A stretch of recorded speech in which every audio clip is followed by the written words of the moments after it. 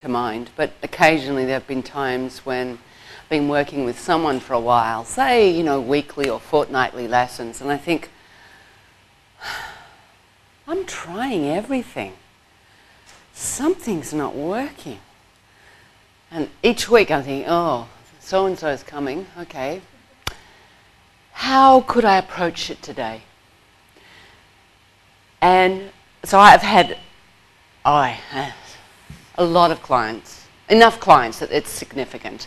And that, so they come and I think, I'm going to tell them, I don't think we should work together anymore. It's just, you know, I'm not sure that I'm the right person for them, or it doesn't seem to be going, and how satisfied they are, and all these sorts of things. And in 9 out of 10 cases, by having that conversation, when I feel a little stuck, a little frustrated, or things aren't going the way, it drops a pebble in the pond that can have significant effect on their learning. So, me saying something this morning, the process, the guided process, just felt so much lighter and easier for me to engage with you with. Whereas before it felt a little thick and, you know, and what did I do? I try harder. You know, I start on time, I do this. So I'm saying this because sometimes we can, each of us will have a different tendency to either address the problem like at a bullet gate, or avoid the problem because we don't like conflict, or delay addressing something. And that if we can do it openly and honestly, that it can really shift the dynamic. And with these particular clients, whether it was the fear of someone giving up on them, whether it was someone being totally frank with them and calling them on something, but the dynamic shifts. The dynamic shifted every time. And it's like we formed a more overt contract, explicit contract about, you know, expectations and responsibilities and what things make a difference. So, check in with yourself. Bend your knees, stand your feet. Roll your pelvis, headward and footward.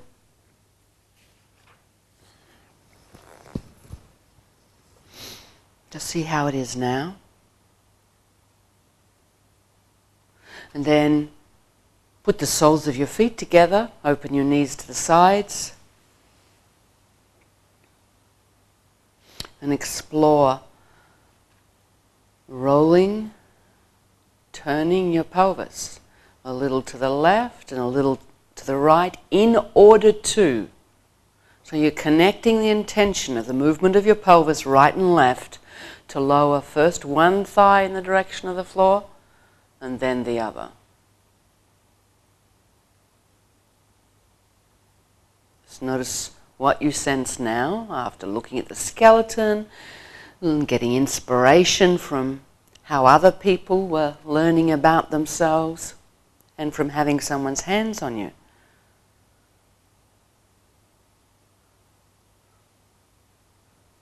Looks much more like water ballet now. Okay, if you need to pause, stand your feet, do so, or lengthen your legs for a moment.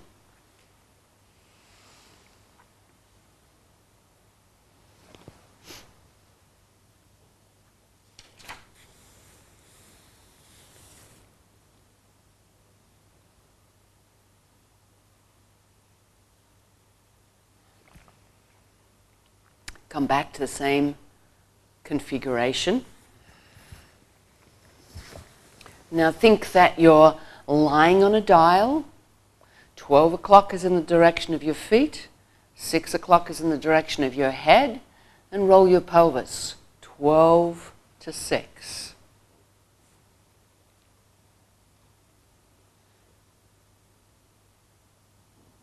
Notice how that's feeling now. And when you have the image of a clock, something that you're orienting some part of yourself towards, does that make a difference in how you organize yourself somehow?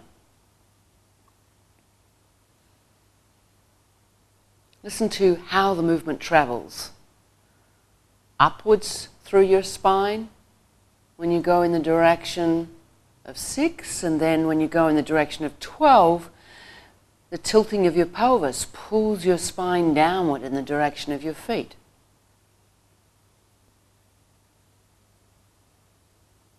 What is your head doing? Which direction of your pelvis brings your chin a little closer to your throat? And which direction of moving your pelvis moves your chin a little away from your throat?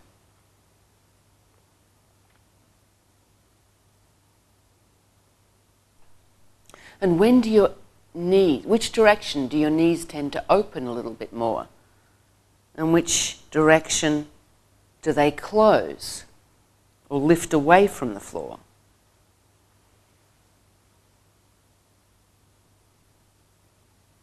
Do you have a sense that as you tilt your pelvis downwards in the direction of 12, that the upper part at the back of your pelvis lifts, your lower back arches, and your knees open a little bit more? And your chin, your head is pulled through the pull through your spine, and your rocks on the part that's resting on the floor, and your chin comes closer to your throat.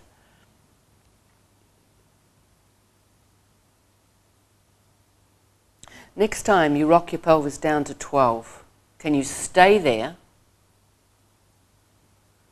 And then, keeping your pelvis in that direction, can you draw your abdomen in and lift your sternum, but without moving your pelvis backward? And then shrink your chest and expand your lower abdomen. So while the lower back stays arched. And do that several times. And put your hands on your lower belly near your pubic bone. And see if you can feel your lower belly pushing out. Maybe put one hand at the base of your sternum, in the middle of you, and one hand above your pubic bone, below your belly button, on your lower abdomen. So if you're really truly pushing your lower abdomen out, the part of your abdomen near your sternum is going to sink in. So the upper abdomen will sink in as this pushes out. And you'll see professional athletes and some really skilled martial artists, they can really make a concavity just below the costal margins of the ribs as they push their belly out. So most of you go a little lower than your sternum. Go down at between the costal margins of your ribs. If you're not sure what they are, look at me. Those angles, of the lower ribs. So you go between that. So it's like just above your waist in the middle. And you're looking for the feeling that as you push your lower abdomen out, that place sinks in. And for that place to sink in, shape it. Your chest needs to soften. Your ribs need to fold at the front. Your thoracic spine might need to move. Okay, rest a moment.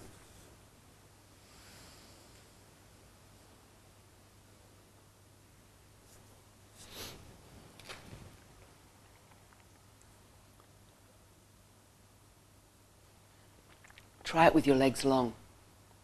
Put one hand, change your hands, one hand above your pubic bone, one hand between the angles of your ribs. And see, can you sink as you push the fingers out just above your belly button with your lower abdomen? So you want to push your lower belly out.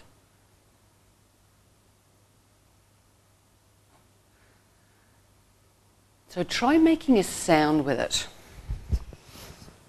So push. May I touch you, Anka? So what about if you had a coin on your lower belly button, below your belly button, above your pubic bone, and you wanted to flick that coin off? Hoo, hoo. Or the huh, huh, huh. That's it. That's it. Put your fingers on your lower abdomen while you do that. That's it. Can you feel how when you do that, that upper abdomen sinks in? Yep. I'm seeing it happening more now. That's it. Hoo ha, hoo ha. That's it. Okay. Now, see if you do it. If you still need the sound, you can use the sound, but you've got the sensory experience. Can you do it without the sound?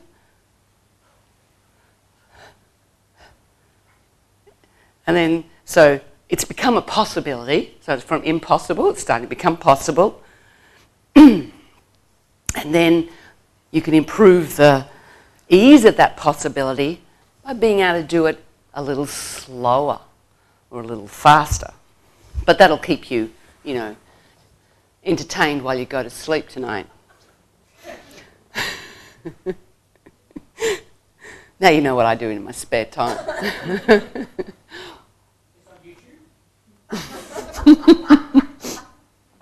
Okay, rest a moment. Not yet, Jenny said. Soon to be posted.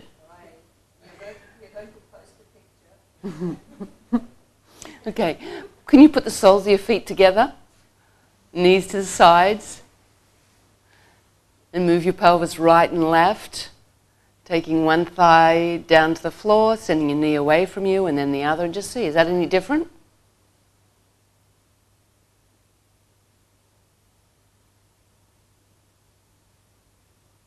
Ha! If it's different. Great, that's why it's different, because you're now using your abdominal muscles and your extensors in a very different way, and your ribs. It mobilizes your ribs in a different way. Can you move your eyes in the opposite direction to your pelvis now? So the head rolls in the same direction, or not, whatever, but know what you're doing. And can you do the other? So if your head is rolling in the opposite direction of your pelvis, and your eyes are going the same direction as your head, can you do the opposite? Roll your head in the same direction as your pelvis is turning, and move your eyes in the opposite direction.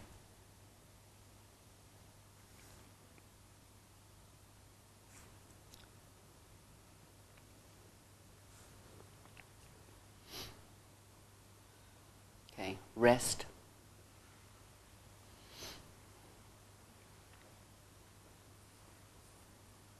So think, how much of you needs to be in a room for you to be in a room?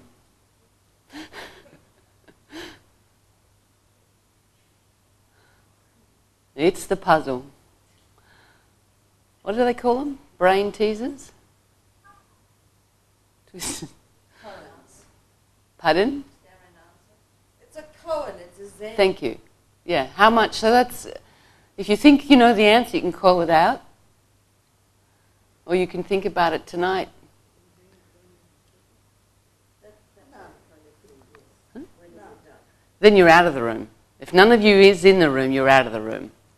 How much of you, or which part of you, needs to be in the room for you to consider yourself in the room?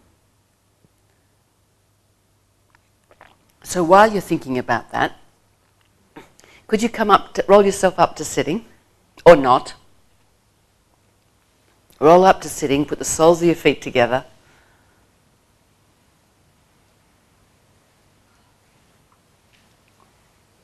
Lean on your hands behind. Roll your pelvis. Imagine the clock on the floor again. Roll your pelvis between 12 and 6. See how you organize yourself now, what freedom of the movement of your pelvis you have. Do you remember what it was like yesterday? So some people are moving their shoulders forwards and back rather than their pelvis. Check if that's you. Okay, and then 9 to 12, 9 or 3. And it may be more 10:30 or 2:30.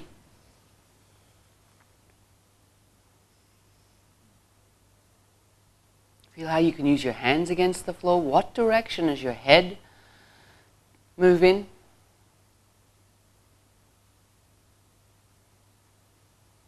Okay, so just for a rest out of that position, can you go down onto your forearms and elbows?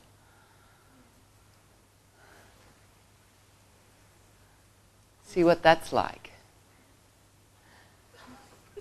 And roll your pelvis. See if you can look towards the horizon.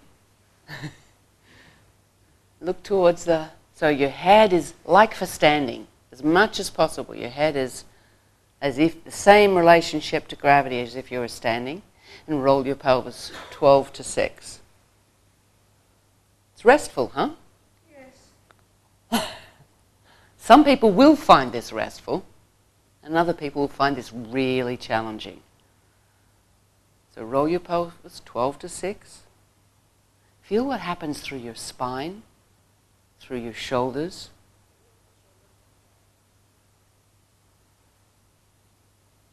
When you take your pelvis towards 12 o'clock, can you take your head backwards as if you were taking it to 6 o'clock? And then when you roll your pelvis to 6 o'clock, bring your head forwards. Just notice how you can cooperate through the center. You can rest whenever you need. Okay, rest. So just I can see some of you. How many people feel that position's a strain?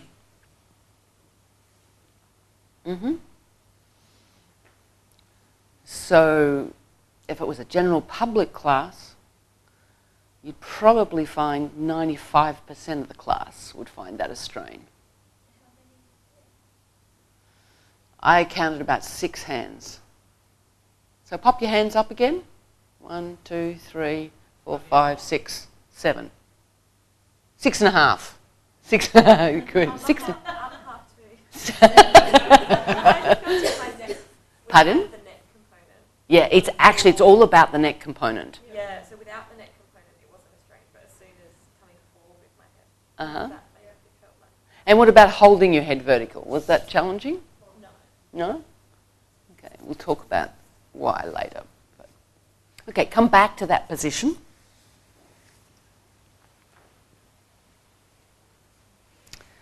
Bring the soles of your feet together. Slowly take your head back as far, comfortably backwards as far as you can. And then move your pelvis towards 12 and then back to 6. And just notice the influence on the position of your head in space. What you're doing with the length of your spine. Can you feel how your sternum, to have your head comfortably hanging back there. Shoulder blades need to move towards one another. Your sternum needs to really lift itself forwards and up in the direction of your chin, your head.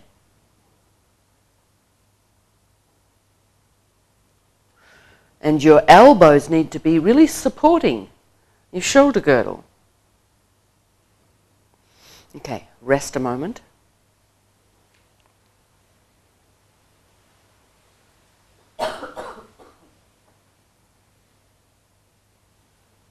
So we were talking the other day about, different ways we classify muscles. We talked about the flexors that tend to fold us, tend to close the joints. So flexors would be bringing your head forwards towards your chest, towards 12 o'clock.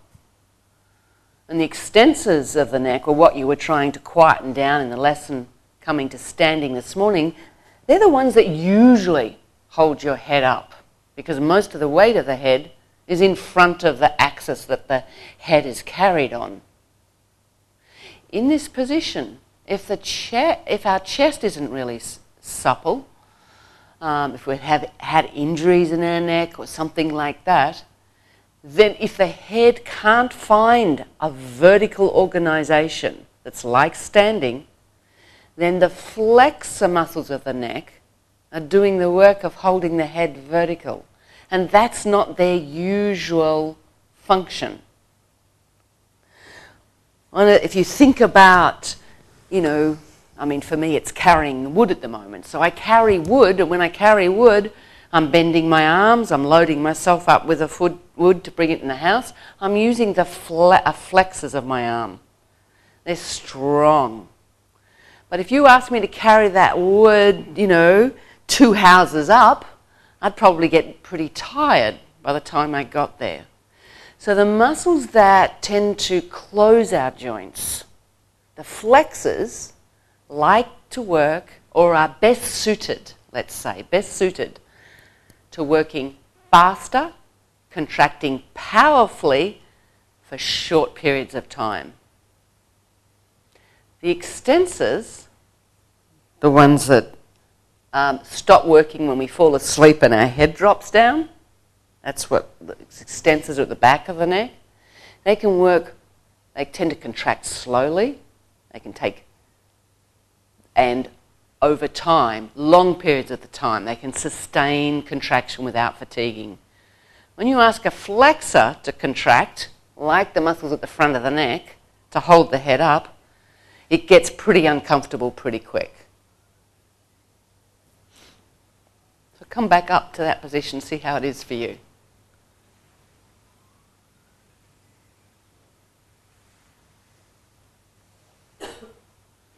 So if you're looking for the plane of your face to be perpendicular to the floor.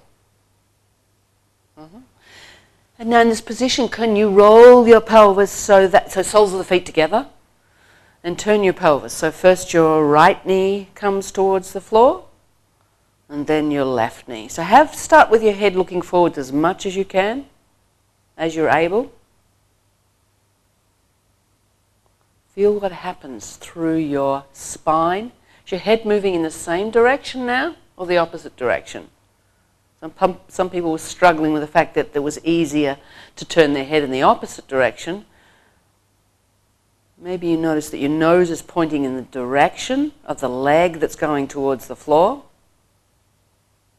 You feel one shoulder going a little bit backwards or one shoulder going a little forwards.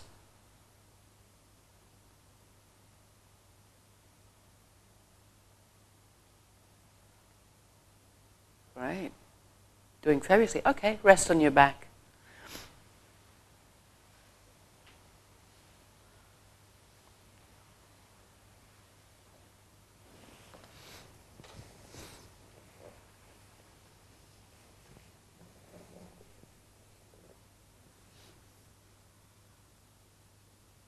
Roll your head a little right and left.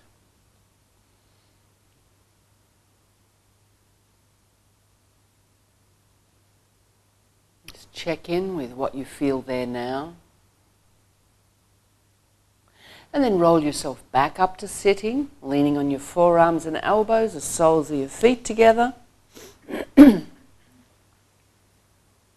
once you're in that position, could you stay leaning on your right elbow and forearm? Oh, both, but straighten your left elbow. So you leave your left hand on the floor. You're just trying to, from the position of elbows and forearms, you're simply trying to extend one arm. And now roll your pelvis forwards and backwards. Keeping your eyes on the horizon if you can. Yep.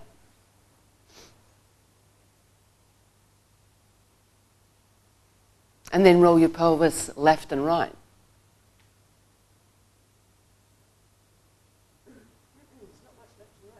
No. There might be none, or there might be a millimetre. We'll go back to 12 to 6. Let's see which side of your neck feels more awkward. And what's happening in the vertebra area of the upper ribs at the base of your neck. Okay, change arms. So you really want your hand closer to you so it raises, if you can. Yeah, that's it. Because it creates an asymmetry. Yeah. And then, first of all, roll your pelvis 12 to 6. Yep. Just notice if you can feel how one side of your back will work a little differently than the other.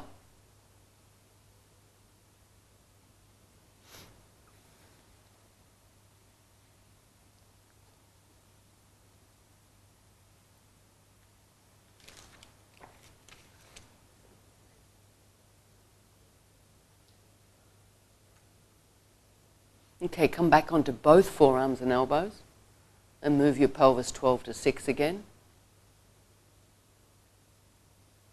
What's the movement of your pelvis like now, and how has that been influenced by what you've been doing?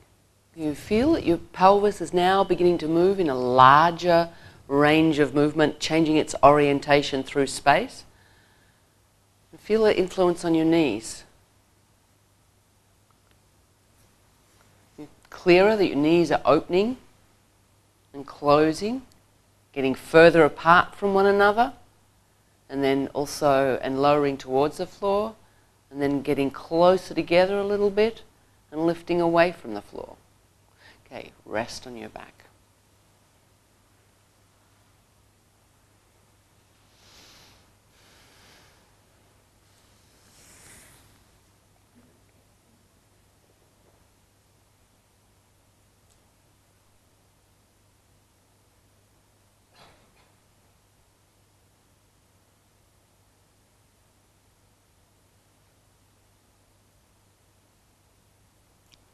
Please roll yourself up to sitting. Sit leaning on your hands, soles of your feet together.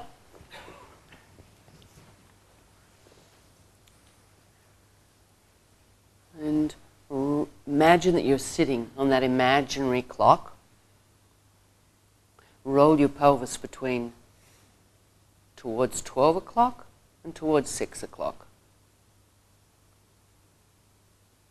Observe what's happening through the length of your spine. How are you using your hands on the floor? Are you using your hands? Could your hands help you?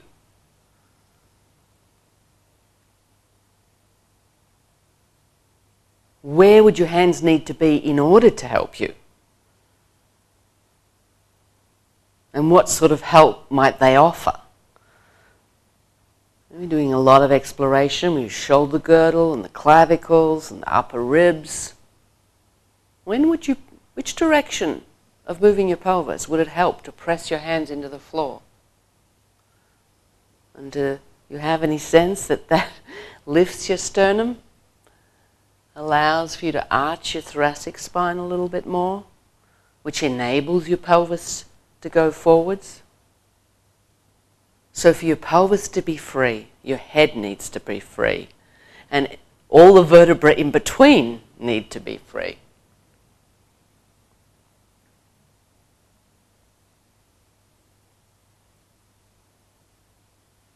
Great. Rest on your back a moment.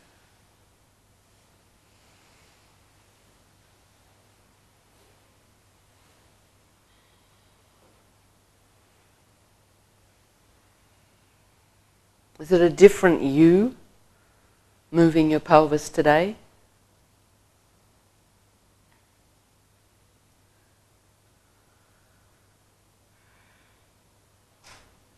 Or who's the you?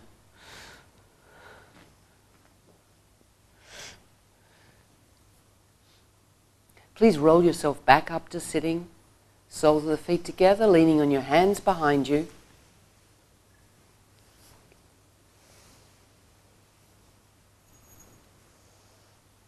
Imagine you're sitting on the clock, 12's in front, 6 is behind, 3 is to the right, 9 is to the left.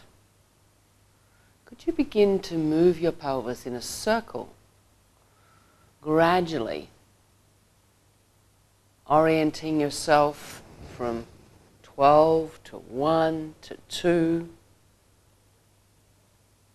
gradually expanding the movement of your pelvis yourself so that your pelvis moves around the clock to make a complete circle. Can you think of the dial of the clock? The hours of the clock?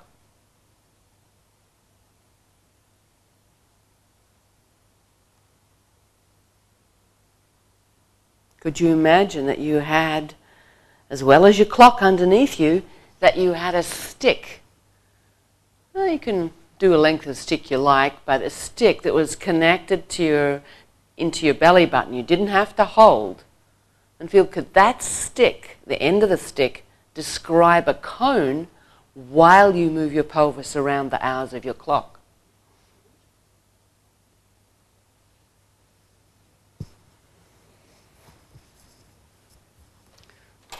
You could put a marker pen. So you're moving,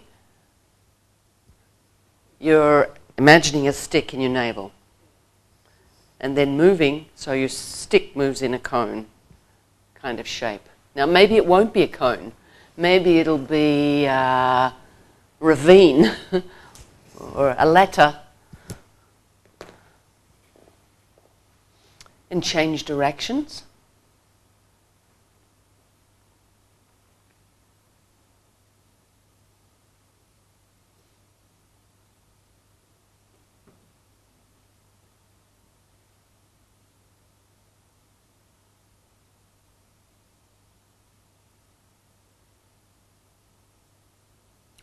Make it smaller and simpler and lighter.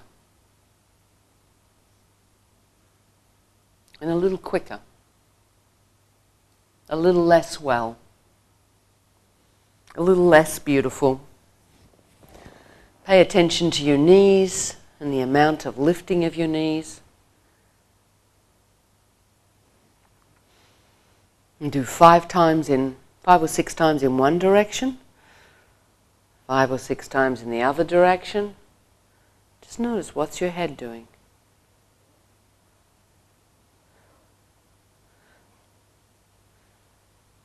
What animal will we be tonight? Okay, let it go. Lie on your back.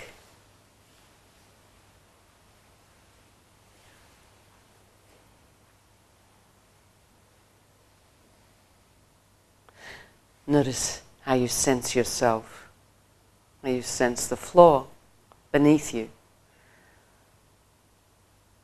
What sense of support do you feel from the floor? It's one perspective. How do you feel yourself distributing your weight on the floor?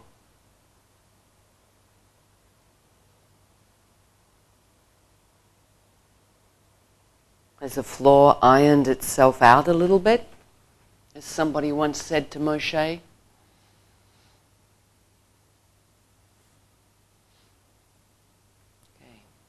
Please roll yourself to one side. Bring yourself up to standing.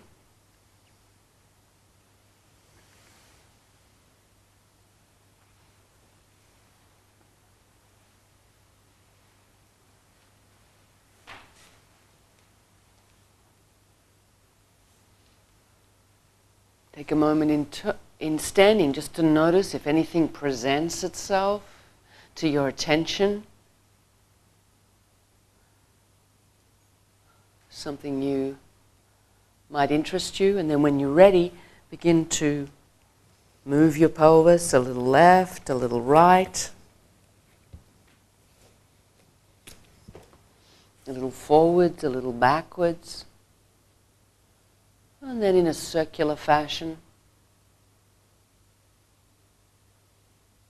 And notice, is there more to sense there for you now?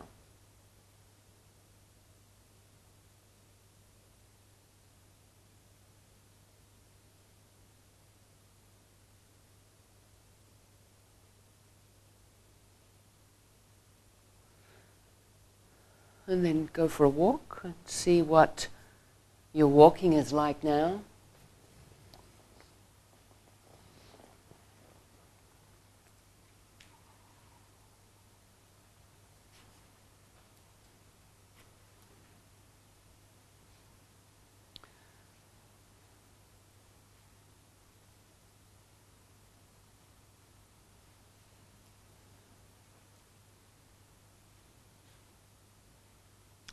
then could you get together in the groups of 4 that we were doing the sit to stand experience with?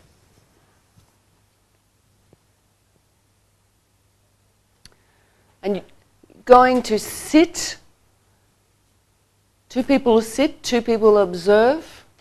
In sitting, looking at them circling their pelvis on the clock. Yeah, sitting on the floor. Sorry. So 2 people will sit, soles of the feet together, leaning on their hands behind. And the other 2 are going to observe.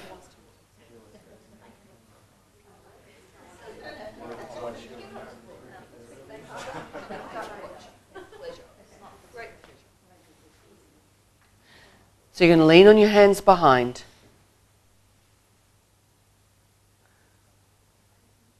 And begin, the people who are being observed, when you're ready, just circle your pelvis using yourself in a comfortable range.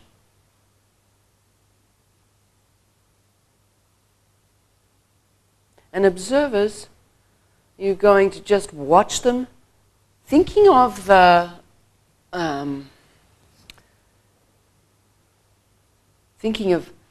their pelvis and the shape it makes through space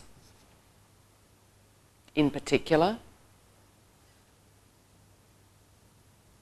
And then could you put your hand, after you've watched them do several movements, organize yourself to sit behind them and follow their movement with your hands.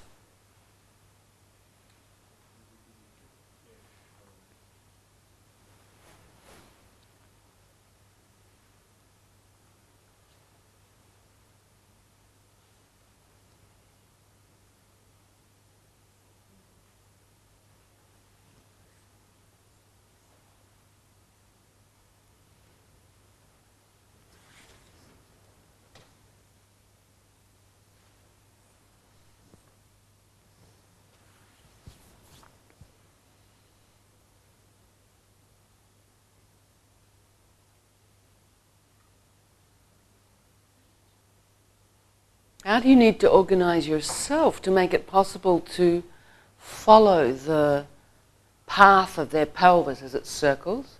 And put your hands somewhere else. Where else would you like to know about it? It might be their ribs, it might be their shoulders.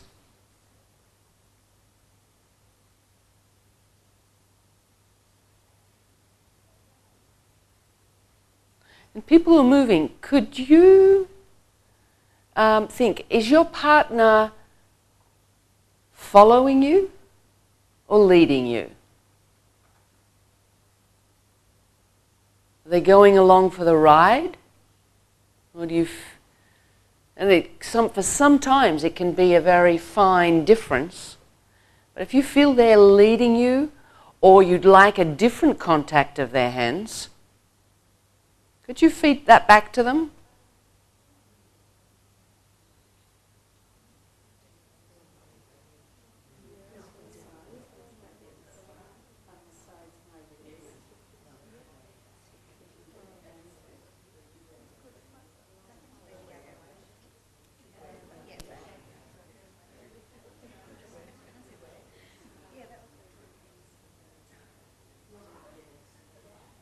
Okay, could you swap roles?